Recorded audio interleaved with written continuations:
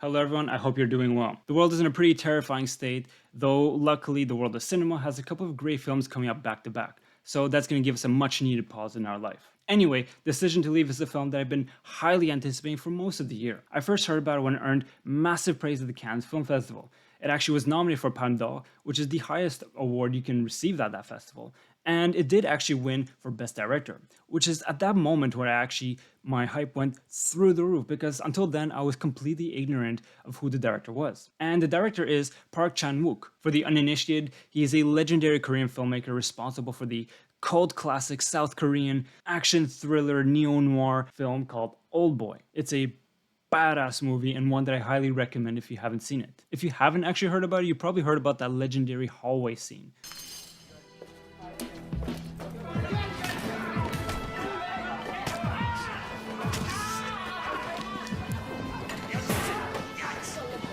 It's a film that inspired many and brought on quite a few offspring, such as the immaculate Daredevil series,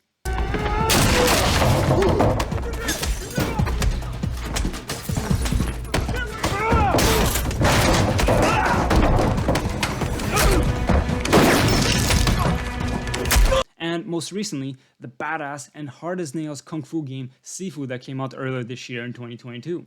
Open it! Open up! Don't make me bust this down!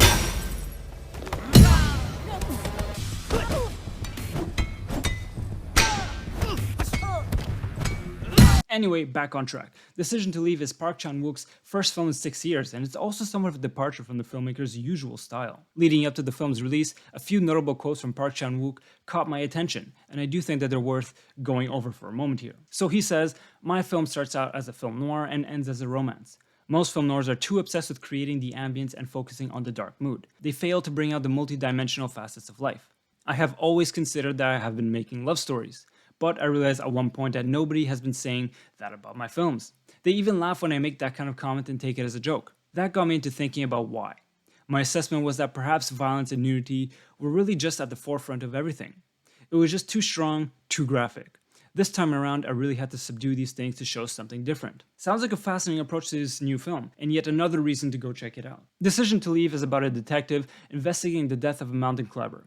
It's ruled out as an accident, but there's still some questions surrounding the dead man's Chinese wife. The detective suffers from insomnia, so he has plenty of time at night to stalk her out during his vacation. But the more time he spends looking into her life, the deeper his infatuation grows, and eventually the feeling is shared mutually. The relationship is complicated, due to the fact that he is married, and of course because she is a potential suspect in her husband's death. As the story goes on, he doesn't want to solve the case because that would rob him of his excuse to be in contact with her. And she doesn't want him to solve the case for her own mysterious reasons. So that's the general premise of this film. And I must say, this film has to be one of the most passionate portrayals of forlorn romance I've seen on screen in quite a while. It's a quietly seductive experience that slowly builds over time. The film has an infectious sense of lust and yearning, but it is contrasted by a deep sense of doubt and an even deeper sense of pain. The most subtle facial expressions convey a mountain of emotion. Honestly, the two main acting powers have done wonders with their performance. So a round of applause for Tang Wei for playing the femme fatale-like character So Rei, and for Park Hae-il for playing the love-struck detective Hae-jun. Their emotions have seared a visible mark on my soul. The film even finds room to fit in some humor, which complements the film positively. Honestly, it's not something I was expecting to find in an otherwise deep and somber film-going experience. So a most welcome surprise indeed. And another surprise for me, and this is likely to affect only me personally, there's a moment in the film where we're spying through a window and we see the edge of a birdcage. I jokingly thought to myself, imagine if there were a cockatiel inside that cage. And lo and behold, there was a cockatiel and looked just like our Kamami. Kamami, you never told me you're a Korean film star. Anyway, it's an elegant film from both a technical and aesthetical point of view. It's an incredibly memorable film from a cinematographic point of view. There's so many moments that have just burned their way into my soul. They're gorgeous due to their compositions as well as their vibrant color palette. And add on top of that, there are some truly creative and emotionally evocative camera movements throughout the film. It is cinematic wizardry that elevates the film into an art form. Paired with that, there are some wonderfully clever editing tricks that perfectly evoke the character's sense of romantic yearning. Once again, it's the art of cinema in its best form, and a prime example of the show don't tell style of storytelling. I also want to shout out the beautiful costume designs. So Rei in particular looked absolutely gorgeous in each frame of this film. Wow. But the artistic quality isn't merely in the beauty. Every pattern, every color, and even the wallpapers are smartly chosen to reflect the characters' emotions and growth throughout the story. And last but certainly not least, Decision to Leave features a soul-searching soundtrack that perfectly complements this film's intimate melancholy.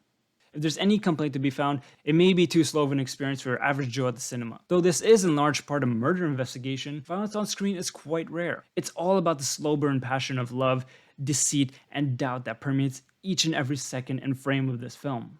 There are no intense shootouts or explosions to be found here. Personally, I couldn't care less. I was riveted the whole way through with the drama on screen. Though I imagine that many would be bored by this kind of experience, especially in the era of the ultra omega box office hits. At times it feels like these are the only films that get attention, while other great films like the outstanding Last Duel from the previous year completely flop. Honestly, it's criminal. I pray that Decision to Leave won't bomb at the box office, because honestly this is the film that deserves its time in the limelight. Bottom line, maybe this isn't the film that reinvents the wheel. By now, we know the film noir genre quite well. We've seen the anti-hero detective and the femme fatale in countless iterations, so there's not going to be much surprises in the narrative structure, though there are some nice surprises nonetheless. However, what is to be found here is an exceptionally crafted romantic tale that is drenched in passion. Honestly, I left the cinema feeling completely devastated, in the best way possible, mind you. I'm loving the streak of outstanding films coming out of South Korea.